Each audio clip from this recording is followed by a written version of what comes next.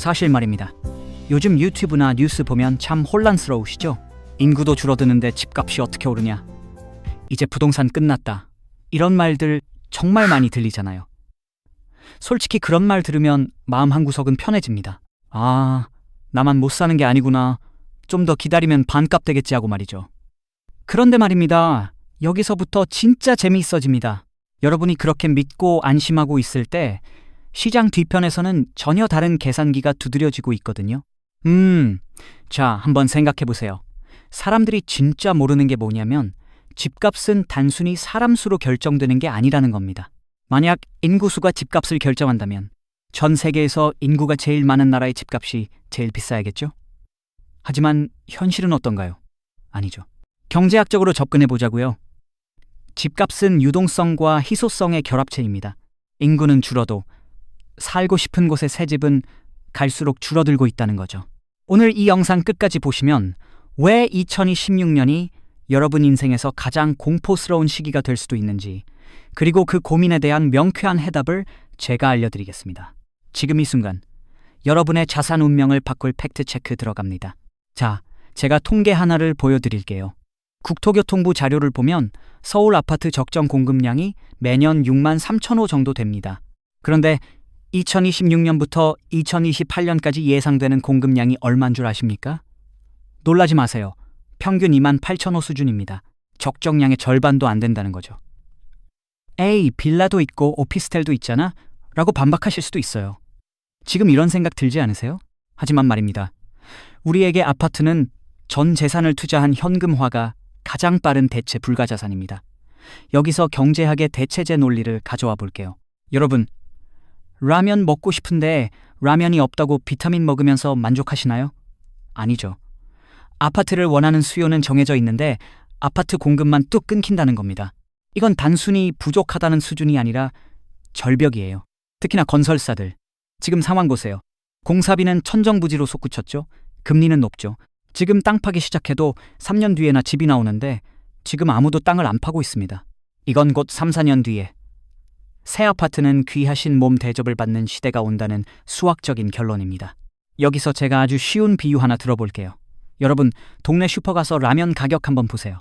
500원 하던 게 1000원 됐다고 칩시다. 그런데 경기가 안 좋아졌다고 슈퍼 주인이 다시 500원에 팔까요? 절대 아닙니다. 이걸 경제학에서는 하방 경직성이라고 부르죠. 한번 올라간 생산 원가는 쉽게 내려오지 않아요. 지금 아파트도 똑같습니다. 시멘트값, 인건비, 땅값 다 올랐는데 분양가만 예전으로 돌아간다? 그건 건설사 보고 망하라는 소리랑 똑같거든요. 실제로 최근 공사비가 30% 이상 폭등했습니다.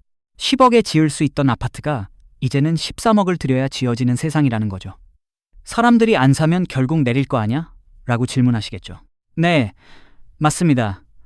안 팔리면 안 짓겠죠. 그래서 공급 부족이 오는 겁니다. 가격이 내려가는 게 아니라 아예 물건 자체가 없어지는 구조, 이게 진짜 무서운 겁니다. 여러분이 기다리는 싸고 좋은 새 아파트는 이제 데이터상으로 존재하기 힘든 유니콘이 되어가고 있습니다. 이제 좀 더 깊이 들어가 볼까요?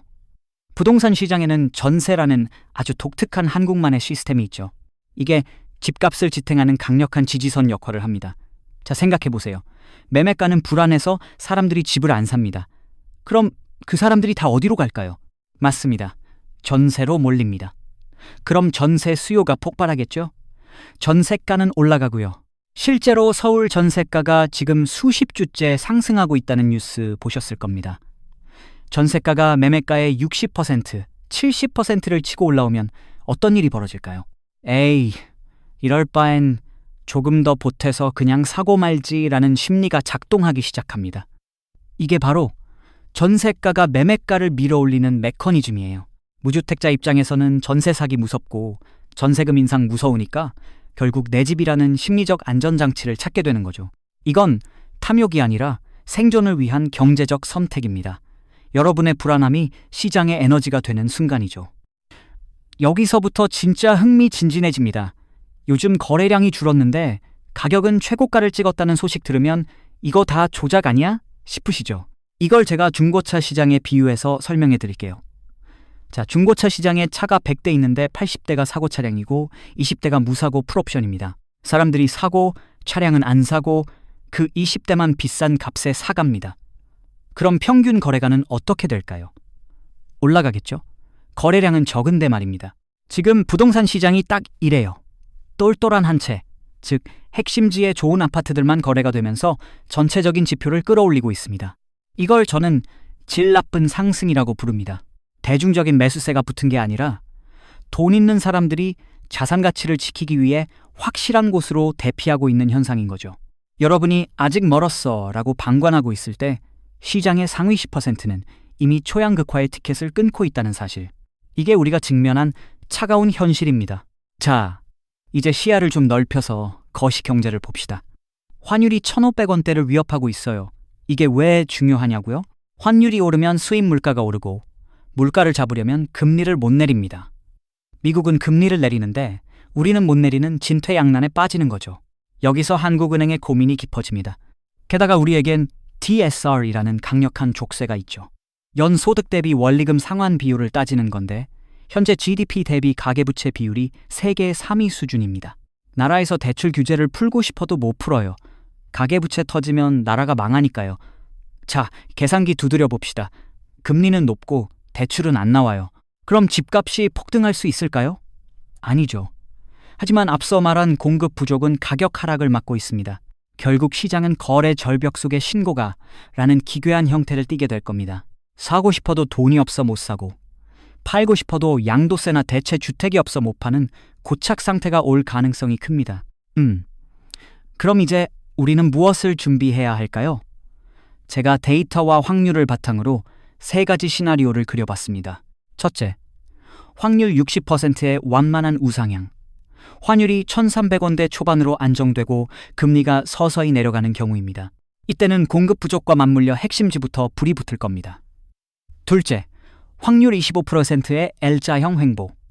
환율 불안이 계속되어 금리를 못 내릴 때입니다. 거래는 죽고 가격만 버티는 고통스러운 시간이 길어지겠죠. 셋째, 확률 15%의 블랙스완. 환율이 1,500원을 넘고 금리를 다시 올리는 상황입니다. 이때는 금매가 쏟아지겠지만 그건 여러분에게 기회가 아니라 재앙에 가까울 겁니다. 자, 여러분은 어떤 시나리오에 베팅하시겠습니까? 중요한 건 어떤 경우든 양극화는 더 심해진다는 겁니다. 강남은 오르고 지방은 떨어지는 수준이 아니라 같은 동네에서도 단지마다 운명이 갈리는 초양극화 시대. 그게 바로 2026년의 본 모습일 겁니다. 지금 당장 여러분의 자산 포트폴리오를 점검해야 하는 이유가 바로 여기에 있습니다. 마지막으로 제가 진심을 담아 말씀드리고 싶습니다. 지금 집을 사야 할까요? 이 질문에 대한 제 대답은 이겁니다. 남들의 입이 아니라 데이터의 목소리에 귀를 기울이세요. 첫째, 무주택자라면 지금 당장 청약통장 점검하시고 3기 신도시나 핵심지 급매물을 공부부터 하세요. 실행은 그 다음입니다. 둘째, 1주택자라면 상급지 갈아타기를 위한 현금 흐름을 확보하세요. 초양극화 시대에는 어디에 서 있느냐가 인생을 결정합니다. 셋째, 공포에 질려 시장을 떠나지 마세요. 사실 말입니다. 기회는 항상 모두가 절망할 때 왔습니다. 1억 3천만 원이 부족해서 포기했던 그 아파트가 3년 뒤에 5억이 되어 있을 때 느끼는 그 박탈감. 저는 여러분이 그걸 겪지 않으셨으면 좋겠습니다. 오늘 이 영상이 여러분의 경제적 자유를 향한 작은 불씨가 되었기를 바랍니다. 이 내용이 도움되셨다면 구독과 좋아요 부탁드립니다. 여러분의 성공적인 투자를 제가 진심으로 응원하겠습니다. 감사합니다.